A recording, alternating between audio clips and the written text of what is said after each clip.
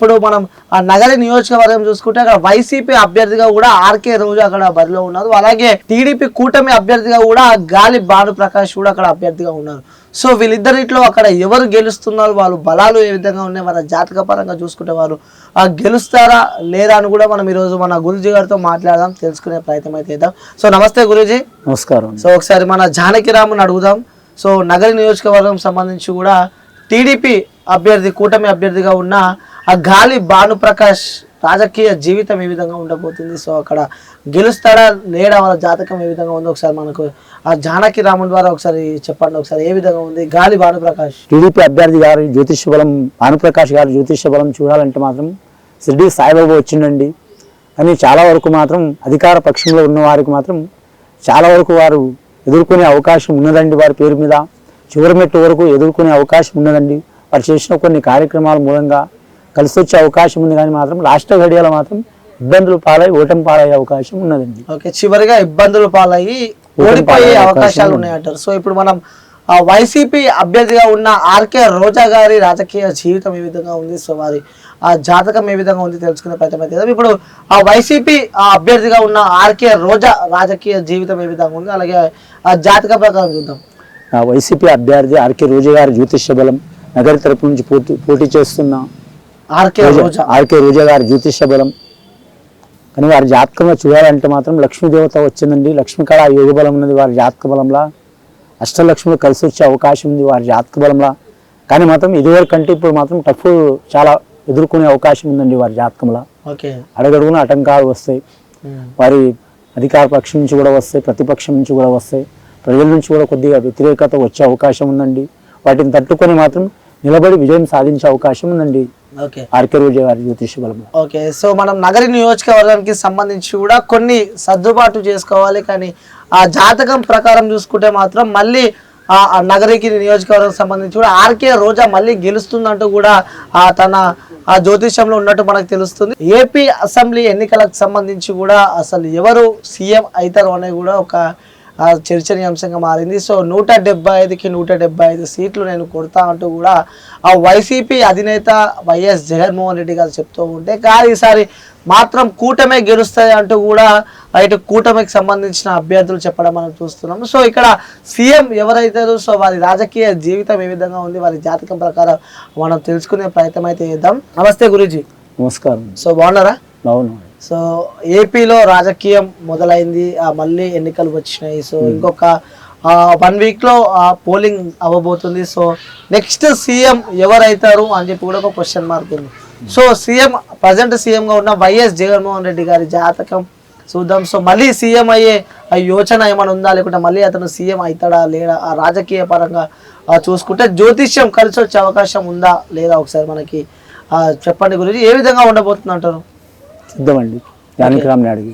So CM అయ్యే యోచనలు ఉన్నాయా లేవా? అధికార పక్షం నుంచి వైఎస్ జగన్మోహన్ రెడ్డి గారి జ్యోతిష్య బలం వారికి ఇంకా రాజయోగం ఉందా లేదా, ఏమైనా ఆటంకాలు ఉన్నాయా చూడు జానకిరామ్. అధికార పక్షం నుంచి చూడాలంటే మాత్రం జగన్మోహన్ రెడ్డి గారి జ్యోతిష్యంలో శివపార్వతులు వచ్చిండ్రు, రాధాకృష్ణులు వచ్చిండ్రు, అలాగే వారి జాతకంలో షిర్డీ సాయిబాబా వచ్చిండ్రు. కానీ రాజకీయ పరంగా చూసినా, కానీ కుటుంబ పరంగా చూసినా, కానీ అన్ని నియోజకవర్గాల పరంగా చూసినా వైఎస్ జగన్మోహన్ రెడ్డి గారికి చాలా వరకు మాత్రం అడుగడుగున ఆటంకాలు ఎదురయ్యే అవకాశం ఉందండి. అన్ని ఆటంకాలు ఎదుర్కొని మాత్రం వాటి నిలబడి మాత్రం మళ్ళీ రాజయోగం కలిసి వచ్చే అవకాశం ఉందండి వారి జాతక బలంలో. ఓకే, సో మళ్ళీ రాజయోగం కలిసి వచ్చే అవకాశం ఉంది. అలాగే కుటుంబ పరంగా, అలాగే కేంద్ర పరంగా, ప్రతిపక్ష పరంగా, నియోజకవర్గాల పరంగా మాత్రం ఆటంకాలు పడి గెలిచే అవకాశం ఉందండి. వైఎస్ జగన్మోహన్ రెడ్డి రాజకీయ జీవితం విషయానికి వస్తే, అలాగే ఇక్కడ జాతకం విషయానికి వస్తే కూడా మళ్ళీ రాజయోగం ఉన్నట్టు అయితే మనకి తెలుస్తుంది. మనకి గురూజీ గారు చెప్పడం చూస్తున్నాం. ఇంకా వెయిట్ చేయాల్సిందే. సో రాజయోగం వస్తుందా లేదా అంటూ కూడా ప్రజల నుంచి తేల్చే యుద్ధం కాబట్టి సో వేచి చూడాల్సి ఉంది. సో రాజయోగం అయితే తనకు ఉన్నట్టు మనకి జాతకం పరంగా అయితే చూస్తున్నాం. సో ఇప్పుడు మళ్ళీ నెక్స్ట్ టీడీపీ పార్టీ అధినేతగా ఉన్న నారా చంద్రబాబు నాయుడు గారు కూడా ఈసారి మళ్ళీ నెక్స్ట్ ఇప్పుడు వచ్చే సీఎం నేనే అవుతా అంటూ కూడా పెద్ద ఎత్తున వార్తలు వస్తున్నాయి. సో ఆయన రాజకీయ జీవితం, చంద్రబాబు నాయుడు గారి రాజకీయ జీవితం ఏ విధంగా ఉండబోతుంది, సో సీఎం అయ్యే యోచన ఏమైనా ఉందా, ఆయన ఈ జాతకం ఏ విధంగా ఉంది, అతనికి ప్లస్ అవుతుందా లేదా కూడా తెలుసుకునే ప్రయత్నం అయితే చేద్దాం. ఇప్పుడు సో చంద్రబాబు నాయుడు గారి రాజకీయ జీవితం ఏ విధంగా ఉంది, సో సీఎం అయ్యే యోచన ఉందా లేదా, ఒకసారి మన జానకిరామ్ అడిగి తెలుసుకునే ప్రయత్నం చేద్దాం. జానకిరామ్ తెలుగుదేశం పార్టీ అధినేత నారా చంద్రబాబు నాయుడు గారి జ్యోతిష్య బలం ఎలా ఉంది, రాజయోగం ఉందా లేక ఆటంకాలు యోగ బలం ఉందా, రాజకీయ రంగంలో 2024 సంవత్సరం ఎలా ఉంది చూడు. వారి జాతకంలో చూడాలంటే సత్యనారాయణ స్వామి వచ్చిండండి వారి పేరు మీద. కానీ సత్యనారాయణ స్వామి వస్తే చాలా వరకు శుభయోగాలు కలిసి వస్తాయండి. ఇల్లు కట్టడం కానీ, పెళ్లి చేయడం కానీ, రాజయోగం కానీ.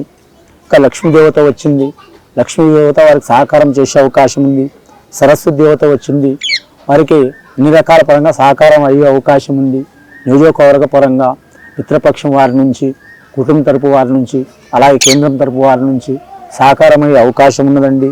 లాస్ట్కి అన్ని కొన్ని ఆటంకాలు విఘ్నేశ్వరుడు ఆటంకాలు పెట్టినట్టు అయితాయండి.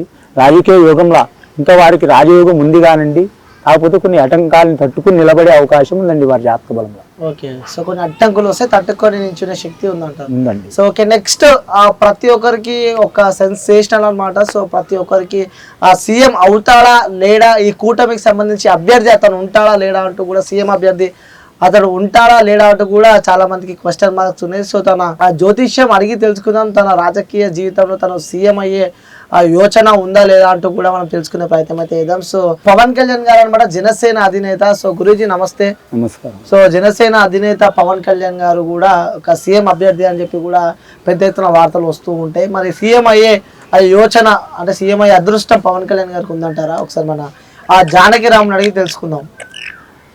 జానకిరామ్ జనసేన అధినేత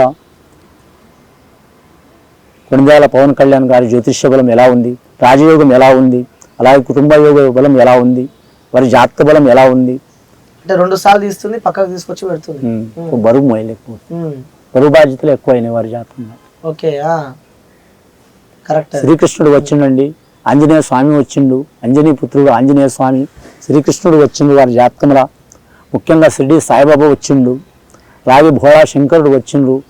ఇంకా జనసేన అధినేత పవన్ కళ్యాణ్ గారి జ్యోతిష్య బలంలో చూడాలంటే మాత్రం కేంద్రపరమైనా సరే, రాష్ట్రపరమైనా సరే, అలాగే ఎవరి ప్రజల పరమైనా సరే వారు మాత్రం రాజకీయ యోగంలో వారు ఓటమి పాలైనా గెలిచినా కూడా మాత్రం ఒకే స్థానంలో నడిచే అవకాశం ఉందండి. వారి జాతకంలో మొదటి జీవితం నుంచి వారు ఇబ్బందులు పడుతూనే నిలబడ్డండి వారి జాతక బలంలో. ఈ రాజకీయ రంగంలో కూడా మాత్రం ఇబ్బందులు పడుతూనే నిలబడే అవకాశం ఉందండి. కానీ ముఖ్యంగా ప్రజల కోసం మాత్రం వారు నిలబడే అవకాశం ఉందండి. కానీ సీఎం అయ్యే యోగం బలం మాత్రం ఫ్యూచర్లో మాత్రం ఉన్నదండి. రాజకీయ రంగంలో మాత్రం ప్రజలకు, అటు పార్టీ వారికి, అటు అలాగే మిత్రపక్షం వారికి మాత్రం సహకారం చేసే అవకాశం ఉందండి. అలాగే కేంద్రపురం వారికి కూడా మాత్రం కానీ మాత్రం ప్రత్యేక రాష్ట్రం కోసం మాత్రం గట్టిగా నిలదీసే అవకాశం ఉందండి.